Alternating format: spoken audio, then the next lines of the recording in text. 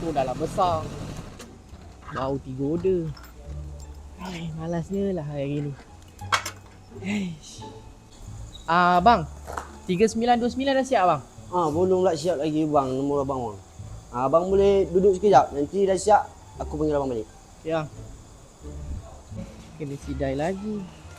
Macam manalah nak 10 order kalau macam ni. Weh, Jimmy, Syak. kau rasa macam lemah je kau ni. Semangat dah sikit. Lemah tak lemah lah Syak. Badan kena paksa bekerja. Kepala otak masih fikir kat katil dia ni. Kau ni, kita bukan orang senang ni. Semangat dah sikit. Bukan pasal apa ni, kena sidai lagi ni. Kau pun tahu kan, yang aku ni dah lama dah berhenti minum air tebu pahit kau tu.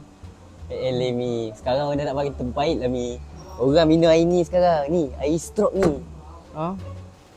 Stroke. Ini lebih padu daripada tebu pahit, kau tahu tak? Ni air apa ni? Inilah air yang aku selalu minum. Baru bertenaga sepanjang hari. Boleh try ke? Cuba kau try. Kau minum, kau minum. Ya kau ni. Ya, Mi. Try ya. Try. Ui, lain macam Rasa karen dia kan?